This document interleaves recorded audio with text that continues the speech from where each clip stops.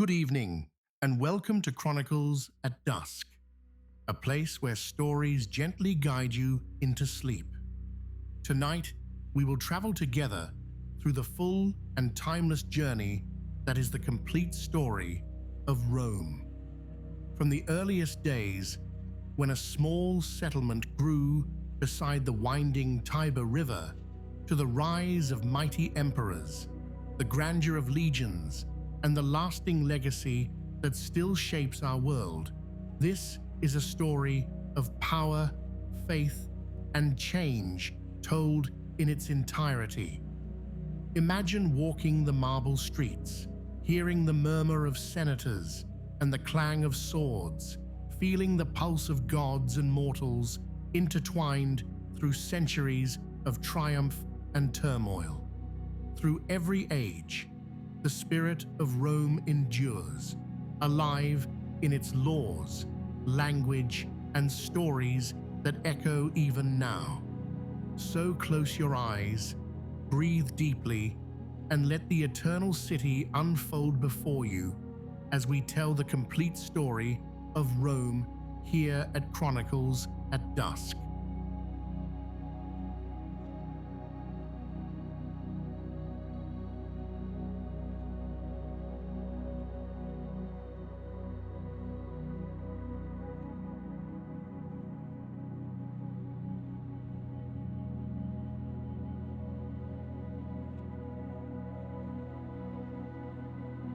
In the years between 753 and 509 BCE, long before Rome grew into a sprawling empire, the quiet curve of the Tiber River wound gently through the hills of central Italy. In the early hours, when the stars still clung to the sky and the sun had not yet stretched across the land, a fine mist would settle low along the water's edge. The wind moved gently through the reeds, and the hills watched silently as the river whispered to itself, weaving through the earth like a soft, eternal lullaby. In this place, between 7 gentle hills and the wide-flowing river, a story was waiting to be told. It is said that one morning, as the sky began to pale, a she-wolf crept down to the riverbank. Her eyes were dark and watchful, her movements cautious yet purposeful. There, tucked into a basket, half lodged among the roots of a fig tree, were 2 infants, tiny and crying, wrapped only in the silence of abandonment. Their names, though unknown to the forest then, would one day echo across the world: Romulus and Remus. The she-wolf, drawn by something ancient and unseen, stepped forward. She sniffed the air, then lowered herself beside them.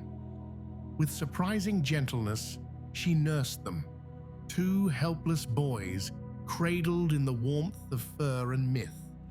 For days, perhaps longer, she cared for them. At times, a woodpecker is said to have brought food.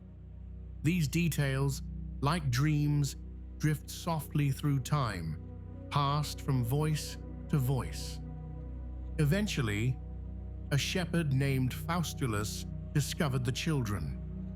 He carried them home to his wife, Acca Larentia, and together they raised the twins as their own. They grew strong and wild, racing through the hills, swimming in the river, and learning the ways of both beast and man. But the roots of their story ran deeper than any knew. For these boys were of royal blood, sons of Rhea Silvia, a Vestal virgin, and grandsons of the rightful king of Alba Longa, a nearby city. Their uncle, Amulius, had stolen the throne and cast the infants into the river in fear of prophecy. But fate, it seems, had other plans. Years passed, the truth emerged, and the brothers, now young men, rose Against Amulius, they restored their grandfather to the throne, but their hearts remained in the wilderness, among the hills where the river sang. And so, together, they dreamed of founding a new city, one that would rise from those sacred hills. But even dreams, like rivers, can divide. A quarrel grew between them, perhaps over which hill to build upon, or who would be king. The myths disagree, but in the end, Romulus struck his brother down. A single moment, heavy with sorrow. Remus fell, and Romulus, now alone, named the city after himself, Rome. It was the 21st of April, according to legend, a date that would be honored for centuries. And Romulus, son of gods and wolves and rivers, became its first king. Romulus, now king, set about shaping his city from earth and will. He welcomed outcasts, exiles, and wanderers to his new realm. A sacred space, the Asylum, was opened on the Capitoline Hill, where the rejected and the restless could find refuge.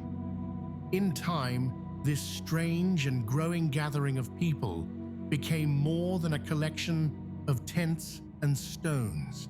It became a community drawn together by a shared beginning and an uncertain future. Yet Rome needed more than people. It needed lineage. And so, in a tale both romantic and grim, Romulus invited the neighboring Sabines to a festival. During the celebration, Roman men seized Sabine women, an act that would nearly end in war. But peace unexpectedly came not from kings or soldiers, but from the women themselves. Standing between fathers and husbands, they pleaded for unity. Their voices quieted blades, and in time, the Romans and Sabines became one people, their kings ruling together. Romulus reigned for many years. Some say he vanished in a storm, lifted into the heavens by Mars, his divine father. Others say the senators ended his life quietly in shadow. But the truth, as with so much in early Rome, is wrapped in fog. After Romulus, 6 more kings would wear the crown, each shaping Rome in his own way. Numa Pompilius, the second king, was a Sabine known not for battle but for peace, a gentle man who walked with priests and watched the stars. Under Numa, the city took on rhythm and ritual. He built temples, appointed pontifices, and taught the people to honor the gods with measured calm. The flame of Vesta was lit and kept burning, a symbol of Rome's eternal soul. Where Romulus carved the city in stone, Numa shaped it in spirit. Next came Tullus Hostilius, a man of action and arms. He reignited Rome's thirst for conquest, waging war on Alba Longa, the city of Romulus's ancestors. The battle is remembered not through armies, but through a duel of champions, 3 brothers from each side. Blood was spilled, Alba was defeated, and its people were absorbed into Rome. Tullus, proud and bold, met an end both dramatic and divine, struck down, it is said, by a lightning bolt for failing to honor the gods. After him, Ancus Marcius, the grandson of Numa, tried to balance faith and force. He built bridges across the Tiber, expanded the city to the Janiculum Hill, and established Rome's first seaport at Ostia. With salted sea air and ships arriving from distant shores, Rome now opened its eyes to the world beyond its hills. The fifth king, Lucius Tarquinius Priscus, came not from Rome, but from Etruria, north of the city. His arrival marked a change in tone: grander buildings, richer pageantry, and foreign wisdom. He doubled the size of the Senate, began construction of Rome's great Circus Maximus, and improved the city's drains, laying the foundations for what would become the Cloaca Maxima, one of the world's earliest sewage systems. But his reign ended in violence. Assassinated by rivals, his legacy would live on through his wife, Tanaquil, who secretly guided the next king into power. That king was Servius Tullius, a child of humble beginnings, perhaps born a slave, perhaps born of flame. Tanaquil, believing in destiny, claimed divine signs surrounded the boy. When he became king, Servius transformed Rome from a tribal cluster into an organized state. He conducted the first census, divided the people into classes, and gave structure to the army. Stone by stone, he began building a wall around the city. Rome was becoming something more, a true capital. But ambition has many enemies. The final king, Lucius Tarquinius Superbus, ruled with pride and cruelty. Known as Tarquin the Proud, he seized power through murder and ruled through fear. Though he completed Rome's greatest temple, the Temple of Jupiter Optimus Maximus on the Capitoline Hill, his reign was marked by oppression. And then a single horrifying act shattered the monarchy forever. In the days of the kings, long before marble statues and thunderous armies, Rome was still a city of clay and fire.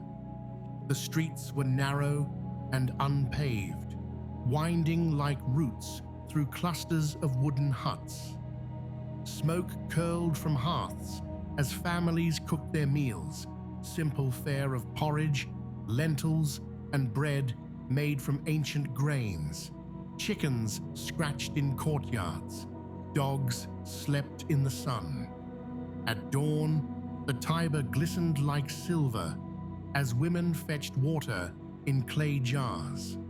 Children chased each other between olive trees, while elders shared stories beneath the fig. Prayers rose with the morning mist. Romans of every class, noble and common, made offerings to the household gods, the Lares and Penates, whose presence guarded the walls of the home. Tiny altars held flickering flames, fresh herbs, and tokens of gratitude. Life moved slowly, guided by tradition and ritual, shaped by the cycles of nature and the will of the gods. Markets hummed with quiet energy. Traders sold salted fish, woven cloth, and Etruscan trinkets. Bronze tools clinked in the hands of artisans.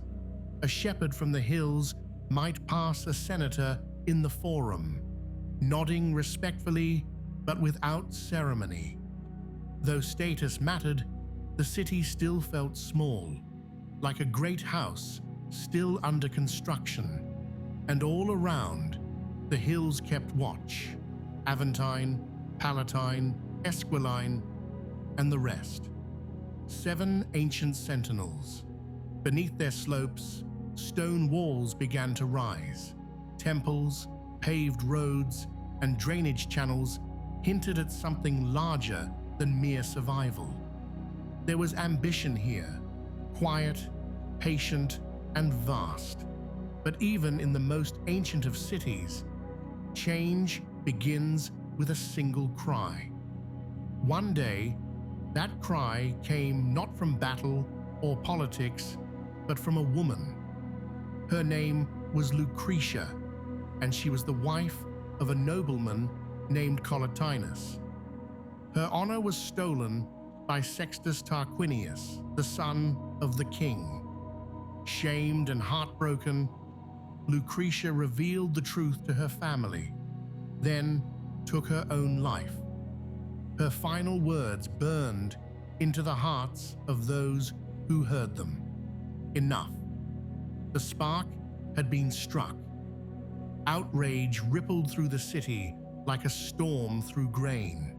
Led by Lucius Junius Brutus, the people rose, not with swords at first, but with purpose. They demanded the end of monarchy, the end of tyranny. Tarquin the Proud, the last king of Rome, was cast out. His name would be remembered not for temples or triumphs, but for the cruelty that closed an age. And so, in the year 509 BCE, a new chapter began. The people did not crown a new king. Instead, they created a different kind of rule, where two consuls, elected each year, would share power. A senate, made up of Rome's elders, would guide the city. Laws would be written, debated, and passed not by the whims of one man, but by the will of many. It was not yet democracy, and it was not yet perfect, but it was the beginning of something enduring, a republic. Rome had taken its first step into the long light of history, not as a kingdom, but as a people. And the mist over the Tiber, once thick with myth, now rose gently above a city waking to its own destiny.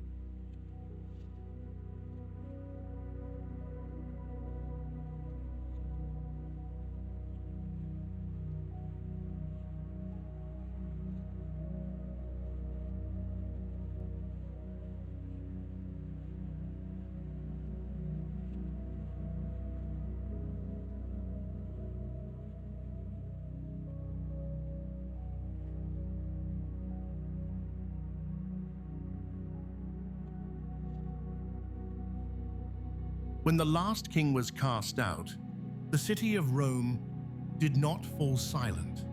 Instead, it paused, like a breath held between two tides, and then began to move again, this time in a new rhythm. The monarchy was gone, but the memory of its power lingered like the echo of a storm in a still sky. To keep tyranny from returning, Rome built its future not on one man, but on many shoulders. At the heart of this new order stood the Senate, an ancient body now reborn. Imagine it not as a single voice, but as a murmuring grove of elders, gray with wisdom, gnarled with experience. They were not kings, yet their influence ran deep. They advised, they debated, they remembered. In the curving stone halls of the Curia, they met to shape the soul of Rome, their words floating like dust in sunbeams. Beside them, two men were chosen each year, the consuls. They were Rome's leaders, but also its servants.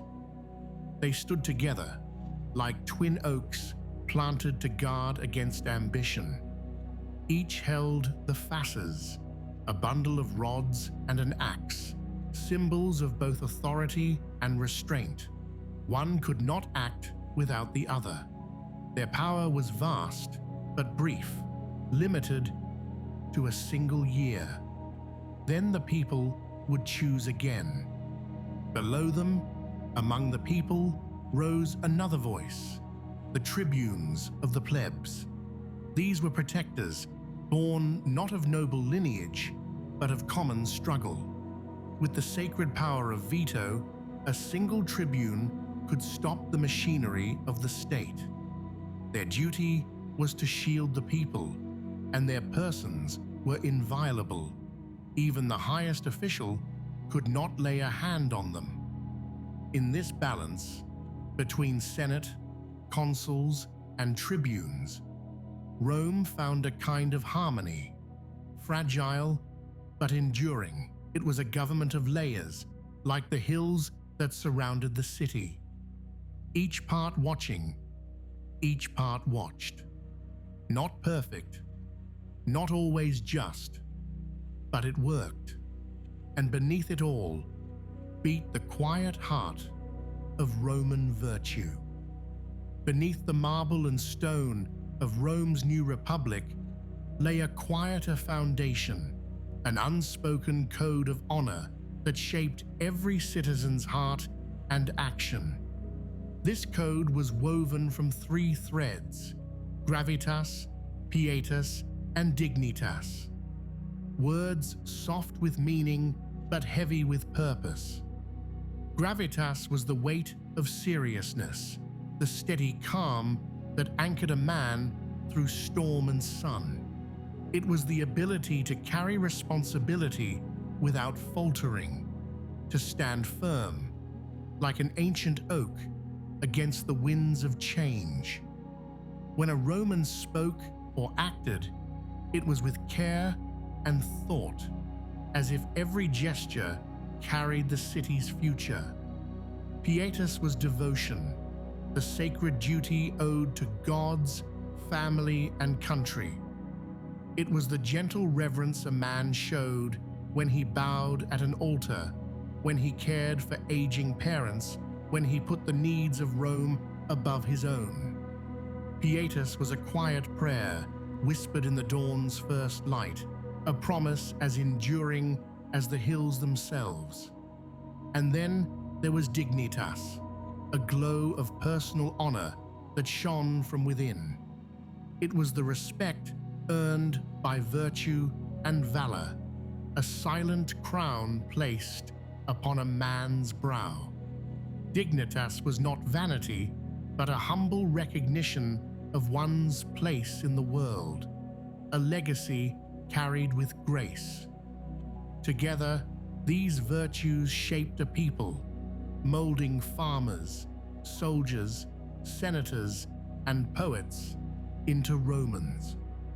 They walked through their days as if wrapped in a cloak of purpose, every choice and action echoing with these ancient ideals. Beyond the city walls, Rome's gaze stretched outward, across hills, rivers, and forests, toward neighbors both familiar and strange.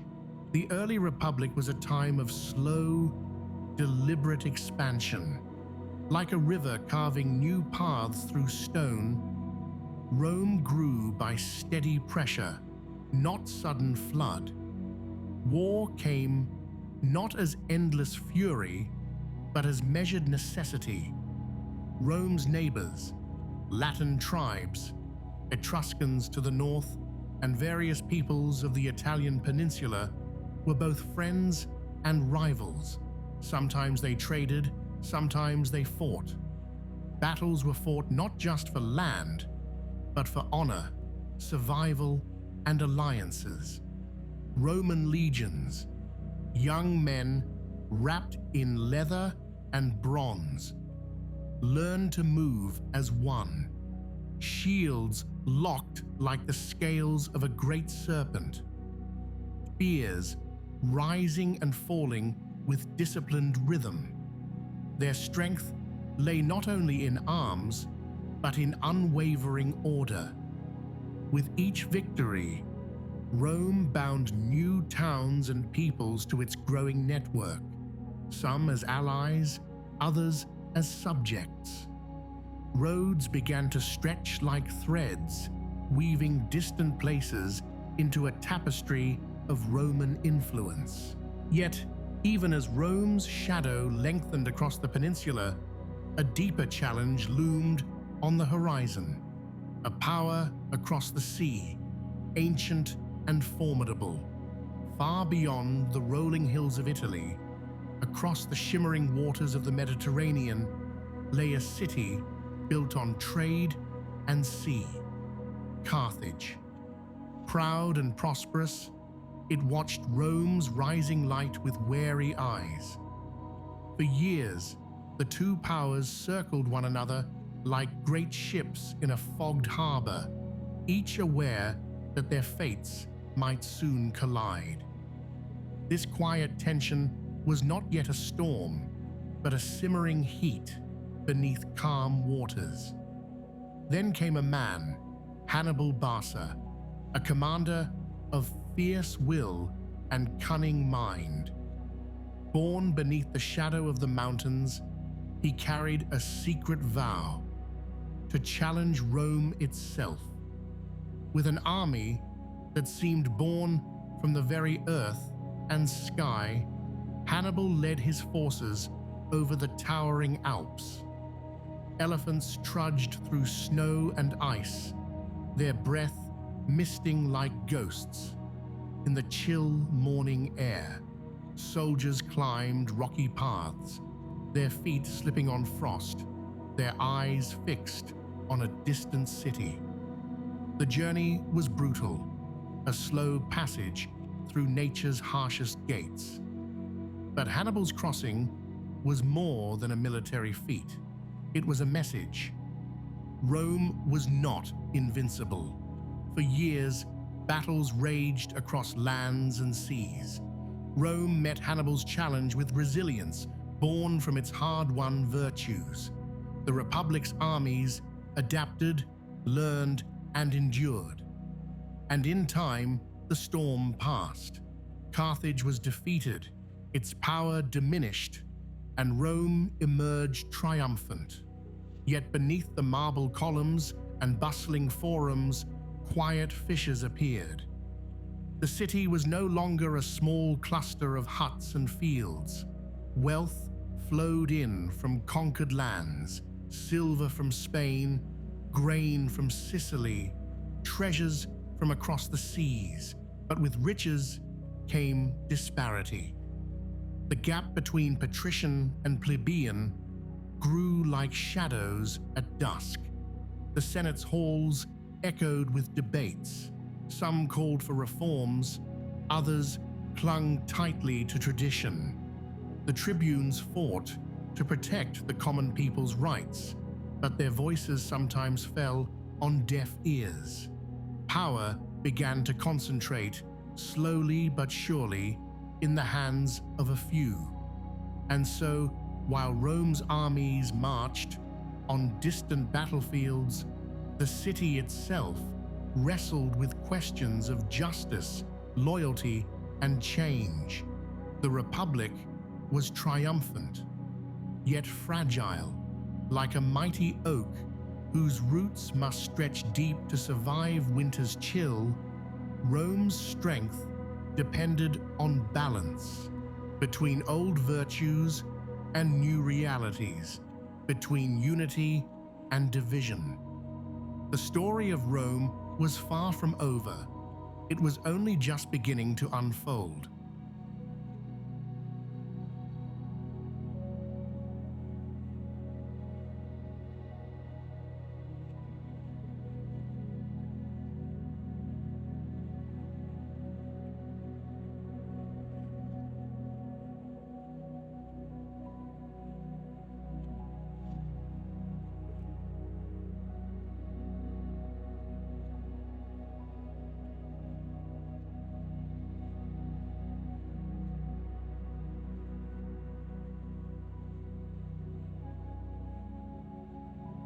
Rome, once a cluster of huts beside the gentle Tiber, now pulsed with restless energy.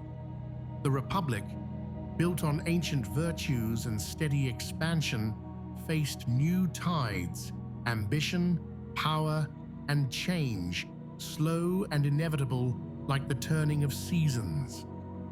As the sun rose each morning over the 7 hills, Rome's streets filled with voices, senators in flowing togas, merchants calling their wares, soldiers polishing bronze beneath the warmth of day. But beneath the vibrant hum, the city's heart beat unevenly. The old order was trembling. The Republic had grown vast, its reach stretching beyond Italy's hills to lands bathed in Mediterranean light, Hispania's silver mines, Sicily's golden grain fields, Gaul's forests, and the rich lands of Africa. With such vastness came dazzling, intoxicating wealth. Silver clinked in senators' pockets, temples gleamed with treasure, and villas rose from the earth like new hills. But the shadow of wealth stretched long. The gap between Rome's patricians, the noble families, and the plebeians, the common folk, widened like a slow, creeping dusk. Farms that once fed the city were abandoned, swallowed by the estates of the rich. Veterans returned from wars to find their lands taken, their homes gone. Many drifted into the city's crowded streets, searching for work, their faces lined with worry. In the forum, the air grew thick with tension. Voices rose, some demanding reforms, others clinging to tradition as if it were the city's lifeblood. The tribunes, protectors of the plebs, became fierce champions of change. They fought for laws to limit the size of estates and redistribute land, for grain to feed the hungry and rights to shield the poor from exploitation. But reform was never easy. The Senate resisted, fearful of losing power. Senators whispered behind closed doors, their togas rustling like dry leaves. Amid this turmoil, men with visions beyond the city's walls began to rise, men whose names would echo through time. One such man was Tiberius Gracchus, a tribune whose heart beat for justice. With calm resolve, he proposed bold reforms to divide the vast estates and give land back to those who toiled. His voice was steady, like a stream cutting through stone. But the Senate's response was cold and fierce. Political enemies saw him as a threat to their power, and violence crept into the city like a dark fog. Tiberius met a tragic end, his dreams cut short in the shadowed streets. Yet his spirit lived on. His younger brother, Gaius Gracchus, continued the fight years later, pushing reforms further, seeking to improve not just land laws, but grain supplies, citizenship rights, and justice itself. But again, the city's powerful resisted. Gaius's fate, too, was sealed in conflict and blood. The deaths of the Gracchi brothers sent ripples of unease through Rome, signs that the Republic, for all its strength, was fracturing. Where voices for reform had fallen silent, swords began to speak. New figures emerged, generals whose ambition would forever change Rome. There was Gaius Marius, a man from humble origins who rose through the ranks by skill and determination. Marius reformed the Roman army, opening its ranks to the landless poor and promising land in return for service. The legions, once tied to wealthier classes, became armies of the people. This change gave Rome unmatched military might, but also shifted loyalty. Soldiers now followed their generals, not just the Republic. Then came Lucius Cornelius Sulla, a patrician with sharp mind and cold resolve. Sulla marched on Rome itself, something once unthinkable, to seize control. He ruled as dictator, enacting laws to strengthen the Senate and curb the power of the tribunes. But Sulla's reign left Rome divided, a city struggling to hold on to its ideals while men fought to shape its future. As years passed, the Republic became a stage for great men. Their ambitions and rivalries played out across battlefields and Senate chambers. Among these figures, one would shine brightest: Julius Caesar. Born into a noble family, Caesar was a man of remarkable energy, charm, and vision. He was a skilled orator whose words could stir crowds like a breeze through autumn leaves, a soldier who led legions with fierce courage and tactical genius. Caesar's journey was long and winding. He built alliances with powerful men, the triumvirate with Pompey and Crassus, weaving political webs that seemed unbreakable. But Rome's streets remained restless. Political enemies plotted and distrust grew. In 49 BCE, Caesar made a choice that would change history. Crossing the Rubicon River with his army, he defied the Senate's orders, a point of no return. "The die is cast," he declared softly, as if speaking to the winds. Civil war followed. Brothers in arms became foes. The city echoed with the clash of swords and the cries of battle. Yet through the chaos, Caesar's vision endured. A Rome united under strong leadership, capable of grand projects and enduring peace. In the years that followed, Caesar's power grew. He was named dictator for life, a title heavy as a crown of marble and thorns.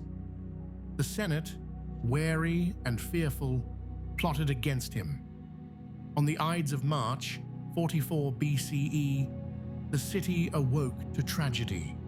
Caesar fell, stabbed beneath the marble columns of the Senate, betrayed by men he once called friends. But the end of Caesar was not the end of Rome's transformation. From the shadows rose two men: Mark Antony, a loyal general and fierce speaker, and Octavian, Caesar's adopted heir, young and determined. The city became a chessboard of alliances and battles once more. Mark Antony and Octavian first fought side by side, then turned against one another. Octavian's victory at the naval battle of Actium in 31 BCE was a turning point. The last flicker of the Republic's old ways dimmed. Octavian returned to Rome, not as a conqueror, but as Augustus, the first emperor. His reign was calm and steady, like the slow turning of a great wheel. He preserved the outward forms of the Republic, the Senate, the laws, but held true power in his hands. Under Augustus, Rome entered a golden age. Peace returned after centuries of war. The city blossomed with temples, theaters, and aqueducts. Roads and monuments stretched like veins of stone and marble through the empire. The Tiber flowed quietly once more, beneath bridges lined with statues and lanterns. The virtues of old were still whispered in the forums and homes, but now woven into the fabric of empire. The story of Rome's rise from republic to empire was a story of change, of ideals meeting reality, of men and their dreams shaping the fate of millions. It was a story of ambition tempered by wisdom, power balanced by duty. And through it all, the city on 7 hills endured, a living mosaic of stone, spirit, and time. And beneath the lantern-lit bridges, the Tiber whispered still, as it had before kings, before Caesars, and as it would long after.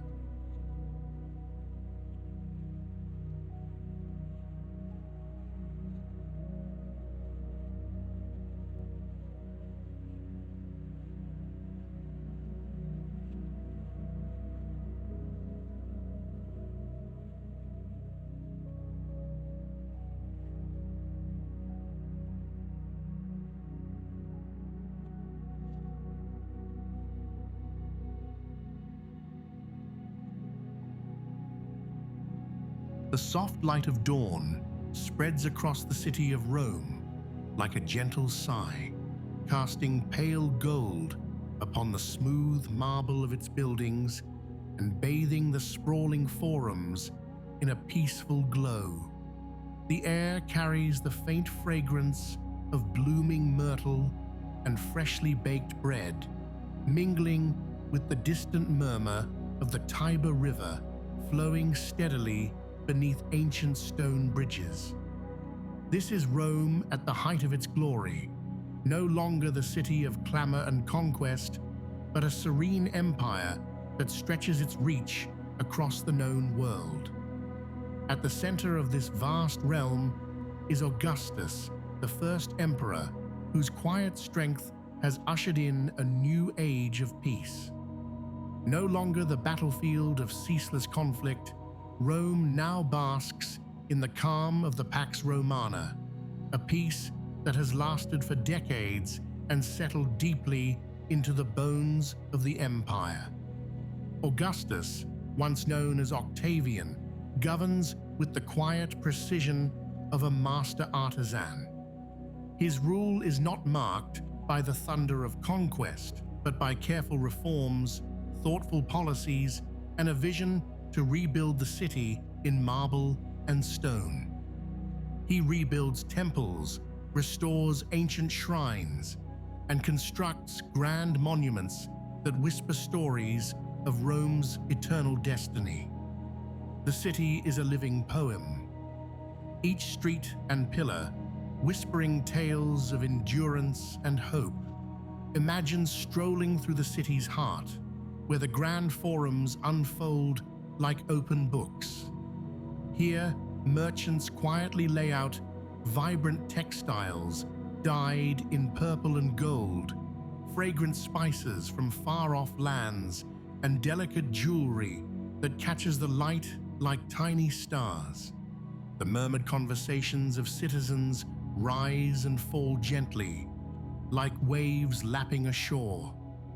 Water, the lifeblood of Rome, flows endlessly through towering aqueducts, engineering marvels that carry pure mountain springs across miles of rugged landscape. Their graceful arches stand like silent sentinels, delivering cool, clear water to public fountains, baths, and private homes.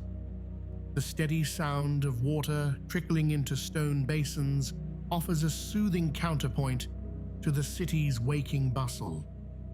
Daily life flows with simple yet profound rituals. The public baths are more than places to cleanse the body. They are sanctuaries of connection and relaxation. Steam rises in soft spirals, mingling with the scent of oils and herbs. Citizens from every walk of life gather here, their voices low and companionable as they share stories, exchange news, or simply enjoy the warm embrace of the water. The baths become a gentle refuge from the sun's heat, a place where the spirit is refreshed along with the body. Bread and wine are quiet comforts, woven into daily life like the soft refrain of a lullaby. Fresh loaves, crusty and warm, are shared at humble wooden tables, paired with deep red wine that tastes of sun-ripened grapes and the earth itself.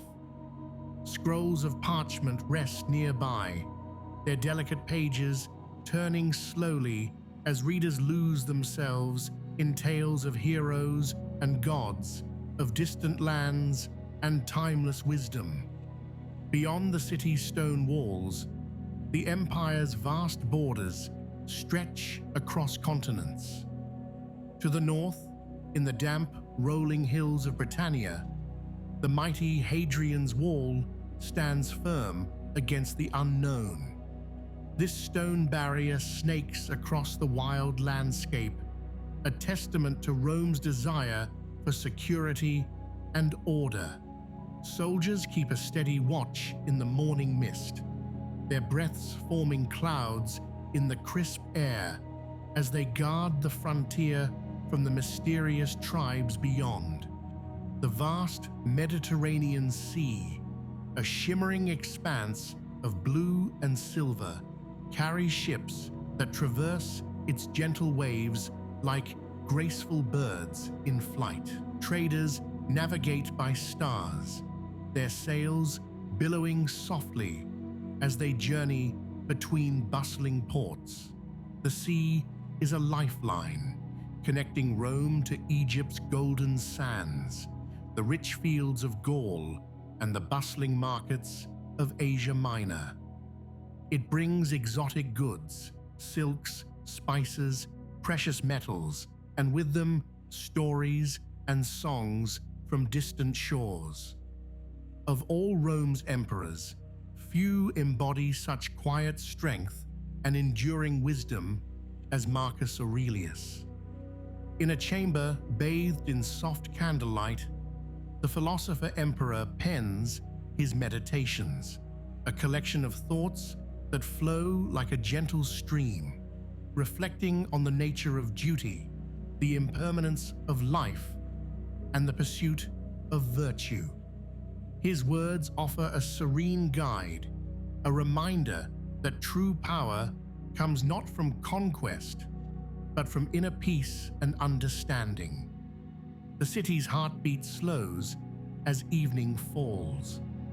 Lanterns flicker softly in the streets, casting warm pools of light on the worn cobblestones. The scent of roasting meats drifts from taverns, mingling with the cool night air. The eternal spirit of Rome, enduring, resilient, and ever hopeful, whispers through the quiet corners, a lullaby for those who walk its ancient paths. In this golden age, Rome is not merely an empire of stone and might, but a living, breathing world of quiet beauty and human connection. It is a place where the past and present meet in soft harmony, where every sunrise brings the promise of peace, and every sunset closes the day with gentle grace.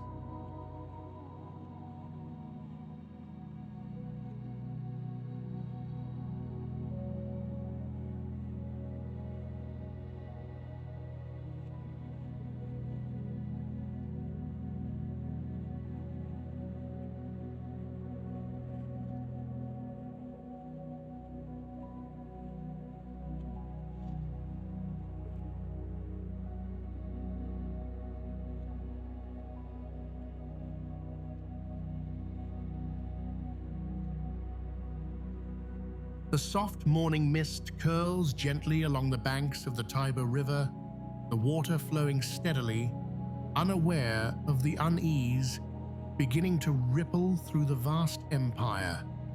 Rome, the eternal city, still stands proud, with its temples and arches reaching toward the pale sky. But beneath the surface, a shadow slowly spreads, quiet at first, like the distant rumble of thunder before a storm. Whispers drift through marble corridors of power, tales of sudden deaths and secret betrayals.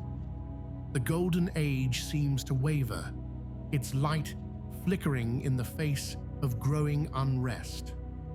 The reign of emperors is marked less by the certainty of legacy and more by the fragile grasp of fleeting authority. Assassinations and intrigues lace the air like a subtle poison, weaving through the hearts of men who once dreamed only of honor and glory.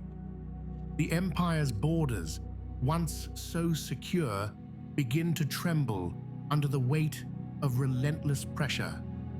From the north, tribes press against the Roman frontier with increasing boldness. The whispers of invasion grow louder, the distant echoes of horse hooves and war cries carried on the wind.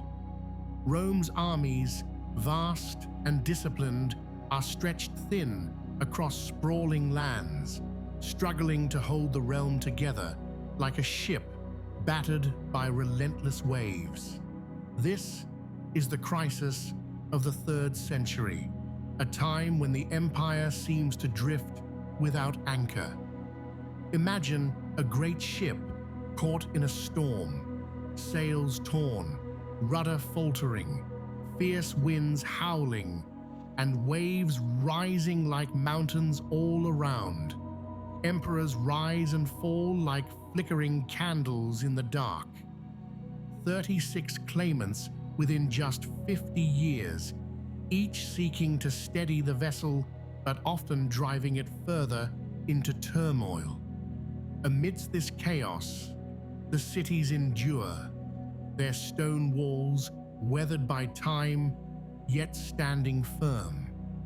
The people move quietly through their daily lives, markets still bustling with merchants trading goods, children playing in the shadow of ancient temples, and prayers whispered to gods who seem distant and silent. The city breathes in this uncertain time, holding its breath between hope and despair. Yet even in the darkest storms, there is a glimmer of light. From the turmoil rises Diocletian, a man of steady vision and iron will. With calm determination, he takes the helm, introducing reforms to restore order.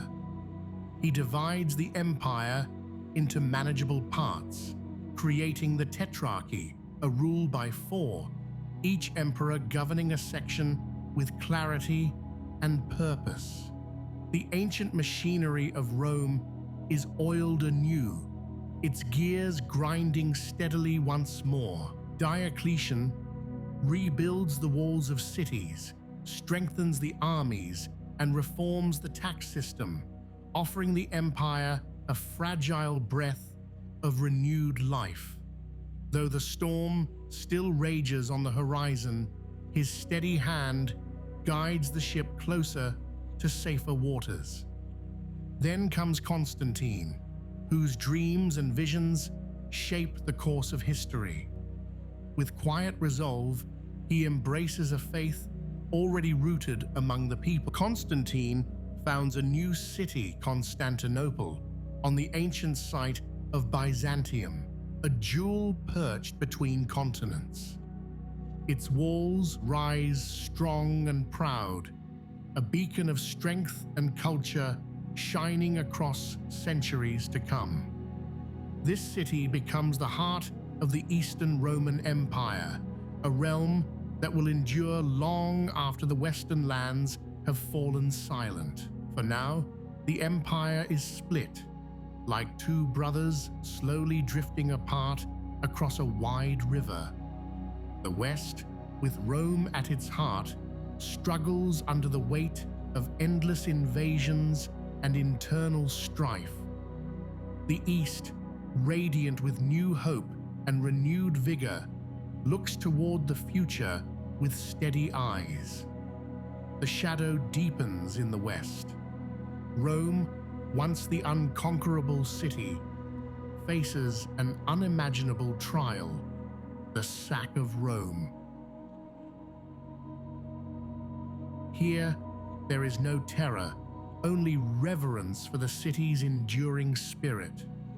In 410 CE, the Visigoths, led by Alaric, pass through the city gates, a solemn procession rather than a furious storm. They move carefully through the ancient streets, respecting the city's sacred places, even as they claim their place in history. The people of Rome watch quietly as the city endures this blow, a painful scar, yet not the end. Life continues in the ruins. Hope flickers like a candle's flame, small and fragile, but persistent. The empire's final chapter in the West unfolds slowly, a fading melody played softly against the backdrop of a changing world. The last emperor, Romulus Augustulus, a boy of gentle demeanor, holds a crown that feels more like a burden than a prize. In 476 CE, he steps down, a quiet surrender to the inevitable tides of history. Yet Rome's eternal spirit does not fade with the fall of its last ruler. It lives on in the stones beneath the feet of those who walk its streets, in the stories told by candlelight, and in the echoes of an empire that once shaped the world. As night falls, the city settles into a calm hush, the stars above watching silently over the eternal city and its ever-turning tale. The shadows of decline have passed, leaving behind a world transformed but never forgotten.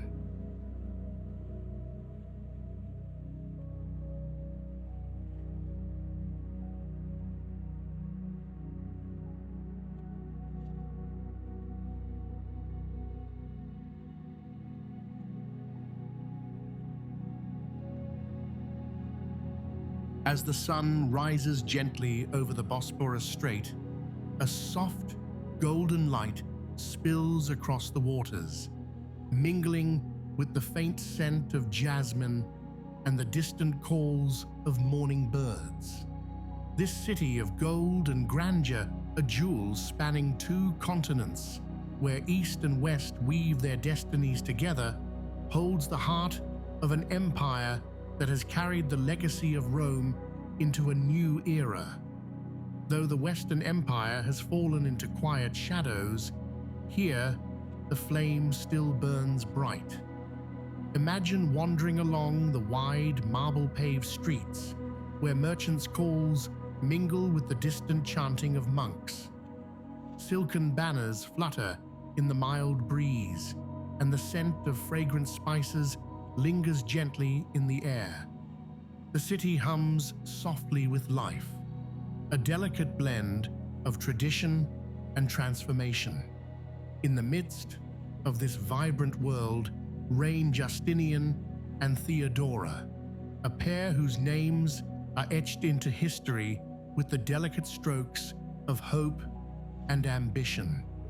Theodora, once a humble actress whose courage now matches the empire's greatest ambitions, stands beside Justinian, a man of steadfast purpose who dreams of restoring the empire's ancient glory. Together, they envision a city reborn from ashes, and from the smoke of fires, the magnificent Hagia Sophia rises. Its great dome seems to float above the city like a pearl set against the sky, an architectural marvel, capturing both heaven and earth in its embrace. Inside, light filters through intricate mosaics, dancing upon the golden walls and illuminating faces in quiet awe. It is a place of solemn worship and grand ceremony, a testament to a faith that holds a people together through centuries of change. Life in the Byzantine Empire flows with a gentle rhythm, shaped by faith, art, and subtle power. Citizens move through bustling marketplaces where silks from distant lands shimmer beneath soft lantern light, and the faint hum of whispered conversations weaves through the grand halls of the imperial palace. The city is alive with icons, sacred images painted with reverence, each telling stories of saints and miracles, their colors glowing softly in candlelight. Every day, people gather in small chapels and great basilicas alike, their prayers rising like gentle incense, seeking comfort and guidance. The rich traditions of the empire unfold quietly, from the intricate dances of court ceremonies to the simple gestures of neighbors sharing bread and stories. Yet beneath this calm surface, changes ripple through the fabric of faith and power. The once united Christian world begins to part ways in what will be remembered as the Great Schism.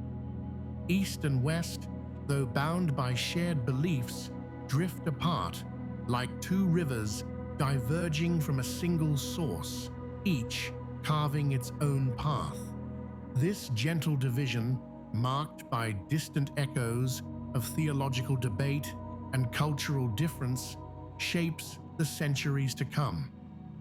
As time flows onward, the shadows lengthen with the approach of new forces and unfamiliar tides. The distant rumble of the Crusades stirs the lands, armies marching far from home with fervent purpose, crossing seas and deserts in pursuit of distant dreams. The city of Constantinople, once a symbol of strength and unity, faces the turmoil of sieges and sackings, moments when its golden light flickers against the darkening sky.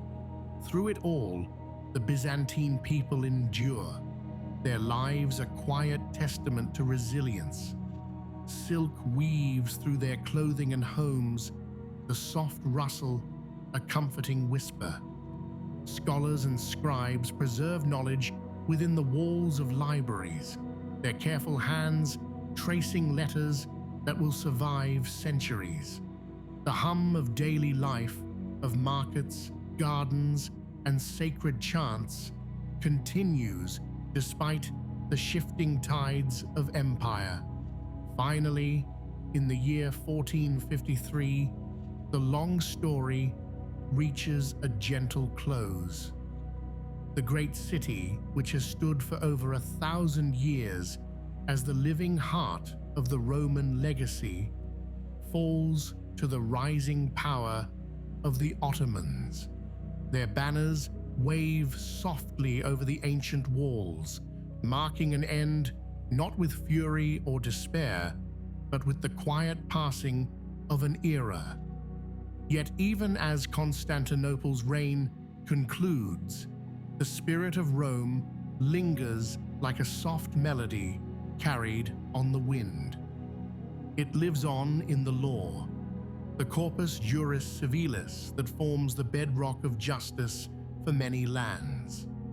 It breathes through language, where Latin's echoes shape tongues and words spoken far beyond the empire's former reach. And it rests gently in dreams, where stories of emperors and philosophers, soldiers and saints continue to inspire those who seek strength, wisdom, and peace. Rome never truly ends.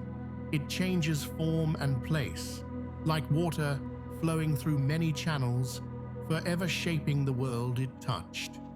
And in the quiet moments, as night deepens and the stars twinkle softly above, the eternal city still whispers, a lullaby of endurance, hope, and the timeless journey of humanity.